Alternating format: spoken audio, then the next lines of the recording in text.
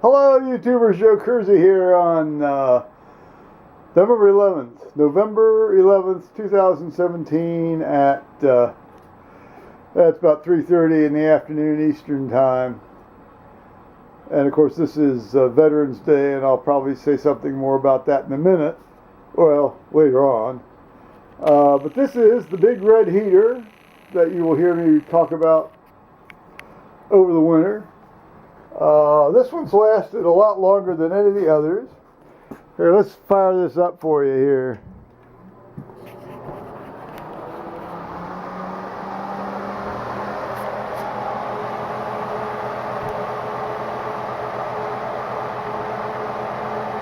Those of you who have watched me for a while have seen this before in action.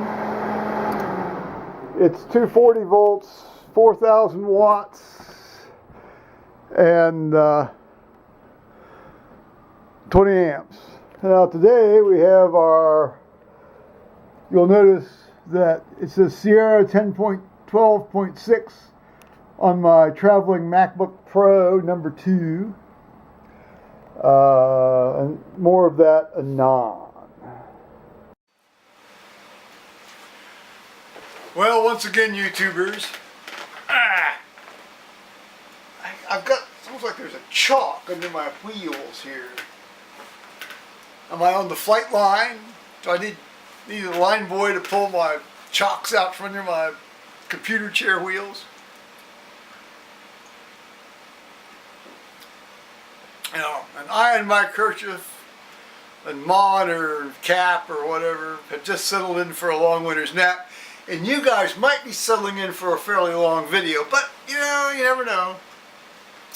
In any case, historically, you know, it's interesting, that big red heater, I plug that in about the same time each year.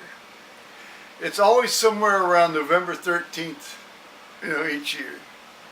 Just like the nursery across the creek yesterday, they usually historically have always put the big white, you know, plastic domes over their greenhouses, or you know, cold frames, so to speak, on November 13th. Well, they were 2 days early. Well, no, they were 3 days early this year. They did that on November 10th. So it was quite cold the last, well, several days in the morning. It was 18 this morning here, and that's Fahrenheit. And actually it was 22 yesterday morning, and it was, I think, 24, 26 the morning before that. So, you know, this is unusual for November here. We usually don't get that kind of stuff until late December, early January. Well, enough of that.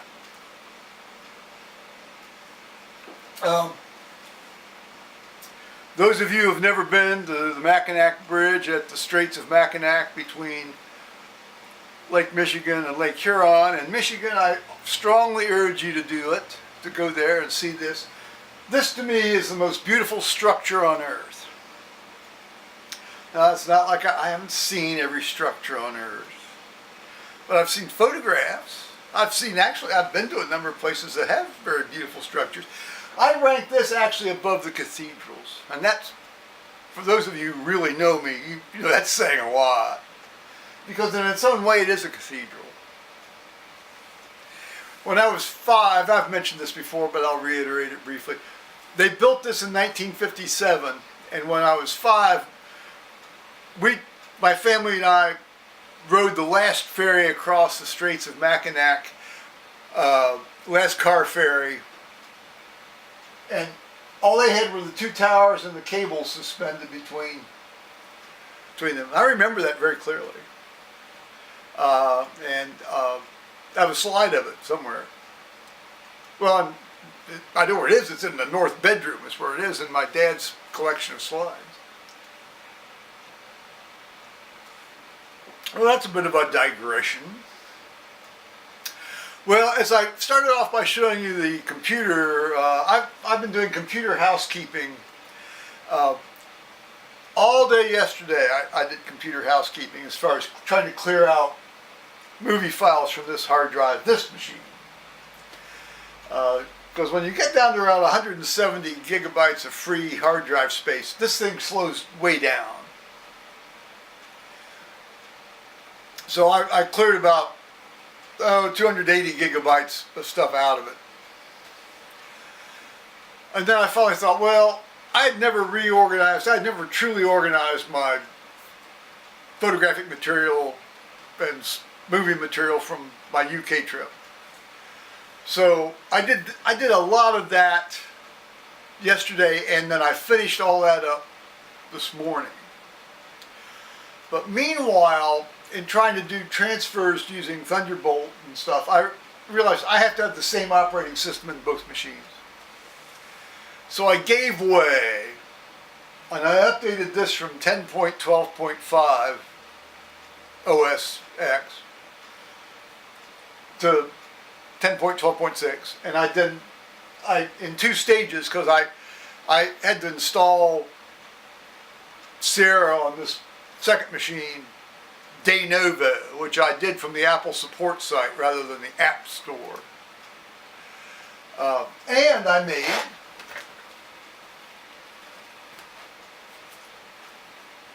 I had the foresight to make an installer disk with the installer for 10.12.0. So if I ever have to go back, if for some reason some of this stuff crashes, I can go back, and that way I don't have to automatically update to this high Sierra nonsense that's coming out. So as far as I'm concerned, both these machines have their terminal operating systems in them until they completely cack off. Which I hope doesn't happen anytime soon. I got this one in April 2000. It's a mid-2014 machine. Both of these things are. They're identical. I feel like a proud father. Now, speaking of that, I woke up at 3:30 this morning, but I'd gone to bed at 8:30, and I had 7 fairly good hours of sleep, which is about all I get anymore and really need. I even had some vivid dreams, and that's the sign of a good sleep, good deep sleep. Because you do the dreams as you emerge from a deep sleep. So I had been having those for the last 3 days. And I was feeling that too, I could tell. Anyway, so, and it's one of these things you know, for a couple of minutes after you wake up, you think the dream was so real you thought it had actually happened. And in the dream, I had actually gotten an email from my friend in Australia. He telling me about his job and how he liked his job and what he was doing at his job and so forth. And then, in my dream, he actually called me on the WhatsApp phone function, and we talked. You know, and he said he was going to go camping on the beach with his mates and this weekend and so forth. And I woke up and then I thought, oh no, that didn't happen.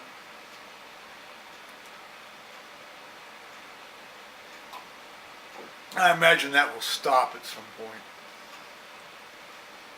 Oh, enough of that. Now, on to more serious matters. First of all, the big serious matters, of course, it's Remembrance Day in the UK and Commonwealth countries, Australia, New Zealand, etc. For the dead of all wars, but especially the dead of World War I. And in the United States, it's Veterans Day for the dead of all wars, but it started out as Armistice Day to commemorate the ending, the end of World War I, as far as, just end of World War I. You know, the 11th hour of the 11th day on the 11th month. And well into, when I was up to about 7th grade, which would be 62, 63, we would stand for a minute at 11 o'clock in whatever classroom we were. We'd stand up and we'd just try to shut the fuck up.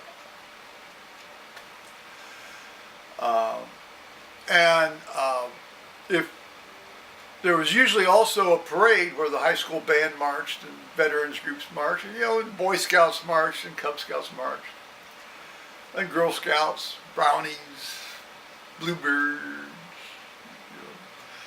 you know, car dealers would have floats with their dealership. That's kind of bad taste. And we'd go up to the local cemetery where there were flags on the veterans' graves, and, you know, and then they'd fire the, you know, the 3-gun thing. Yeah. Didn't matter whether it was raining, didn't matter whether it was cold, didn't matter whether it was snowing, and yeah, I marched in about 2 or 3 of those things where there was snow. You did it. That's what you did.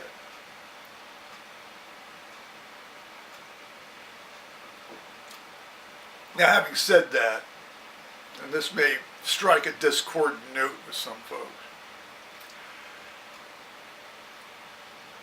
all wars are more or less stupid. Some wars have to be fought. But World War I, for any of the countries involved, was a completely elective affair. It certainly was a completely elective affair as far as the United States was concerned.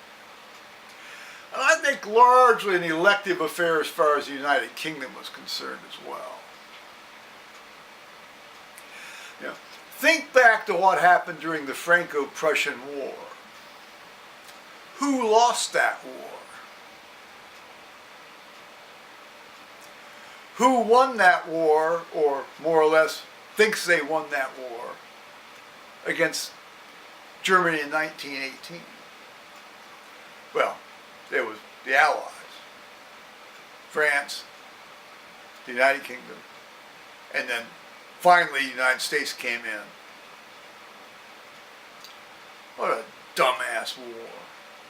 But that's not to denigrate the sacrifice that the people who won and fought in that war made in any way, shape, or form. I have spoken earlier in other places about the potential genetic consequences of killing off your best breeding stock in a stupid, dumbass war. And I think that the countries are just starting to recover from that right about now. And the same thing happened in the American South in our Civil War.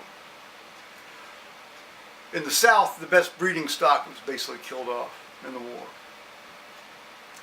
And if you traveled in the South in the 60s, there was a reason all those people looked so fucking stupid. You go down there now, it's not the case. I mean, it's, you know, they've started to recover. They've recovered. You know, they no longer present the face of a beaten, militarily occupied country, which is what they were for a long time, at least for 10 years after the Civil War, 12 years in parts of it. The military occupation of I think Mississippi and Alabama didn't end until 1877.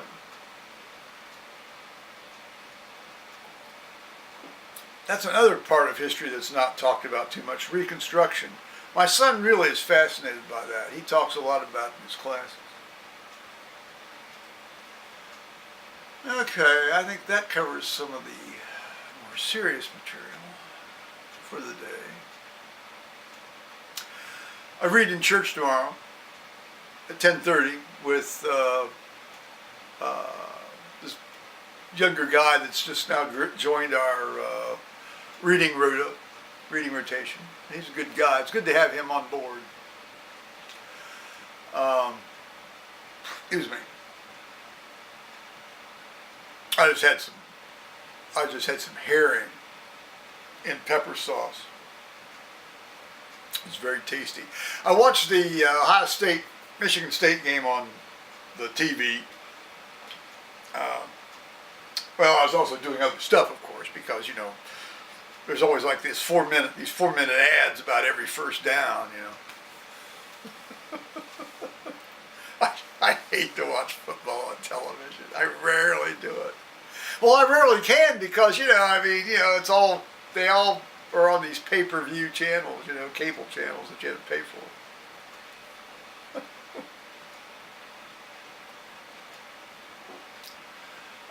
So this morning, as I said, I got up at 3:30, and so I go out, as I always do. I make some tea or some coffee, tea in this case, and of course turn on the device and go to my email. There's this wonderful email from my son inviting me to Thanksgiving dinner. Well, I put off answering it till a little later, till I was more awake and, tidied up a bit and, gotten cleaned up and so forth. And I said, "Oh, that's great! How great!" He said he'd come pick me up. I said, "Fine, by your command, and I'll take the Uber home. I'll just Uber home and, pay their, variable demand pricing model that, I'm sure that on Thanksgiving afternoon or early evening there's going to be, it'll be one of these things where they kind of run it up your behind, yeah, it's great, So then, no sooner had I... See, what happens is they were going to go over to Kelly's sister and brother-in-law, and I imagine her folks will go over there too. For Thanksgiving, as they often do. Usually do. If they don't go to the Kelly's folks in town, they'll go over to Dayton to Kelly's sister. And that's great. That's fine. That's wonderful. So I was a bit surprised. Well, their dog's dying, and so they didn't want to horse the dog into the car and take the dog over to Dayton.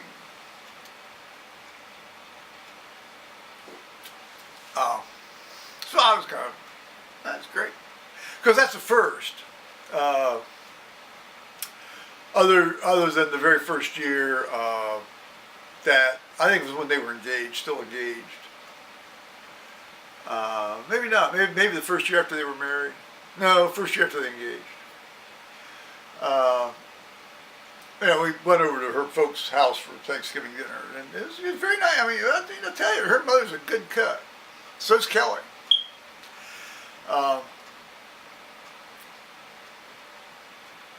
Anyway, so I was excited, and so then I sent this email. That's great, yeah, fine. And I told him what I've been doing about the computer housekeeping and so forth, and and then so I saw something from him come in, but I didn't pause before I sent my email. And the email that came in just as I was sending my email said, well, Kelly's changed her mind. We're going to go over to Dayton anyway. And in my heart of hearts, I knew that's what was going to happen. I knew that's what was going to happen. But, one always tries to travel hopefully. Just like in my heart of hearts, I know that this thing with my friend in Australia is going to it's going to fizzle out. I haven't heard from him in any way, shape, or form for 2 weeks. Yeah. I mentioned that. That's going to get tiresome, but the hurt wants what the hurt wants.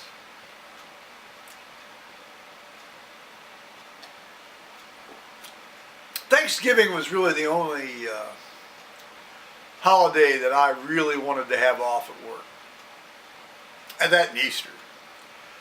I always volunteered to work Christmas. I always volunteered to work New Year's. I always volunteered to work Memorial Day. I always volunteered to work 4th of July. Because these other guys had families and, they wanted to do shit with their families. And, Thomas was with his mother, So I just got used to doing that, a little, but I always liked to have Thanksgiving off because it was always so much fun at home. And one year I was able actually to throw my own Thanksgiving. I had 14, 15, 16 people over. Cleared, you wouldn't believe it, but the table was cleared off. I cooked food. That was great. It was great fun. That was a one-off, a true one-off, but a fun one-off, a good one-off. Okay, this I think my good neighbor Liz, as I always call her, my good neighbor Liz, is out in Los Angeles. She flew out to see her grandson in a little school play, little schooly play. I think he's 6 or 7. 5, 7. No, he's older than 5 now. He may be 8 or 9 now. And they talk back and forth on the FaceTime quite frequently. But she's coming back. I think she's coming back tomorrow night, late. And then she's going to go to work on Monday. I don't know if they have Monday off or not. I don't know what the official, holiday times or time off days are on this. Since this is a Saturday, so I don't know. Ever since I went to these 3-day holiday on weekends convention, I used to be Veterans Day was Veterans Day. Didn't matter when it fell, and it didn't matter whether there was a day on either side of it. I mean, it's like I haven't quite internalized that yet. Well, hell, I should. I mean, they started doing that around 40 years ago. Duh. Okay. Meanwhile, healing well. Oh, I just noticed a little bit of peeling. That's first of the day. Of course, that's healed well. So, alrighty. Bye-bye, YouTubers. It's been fun.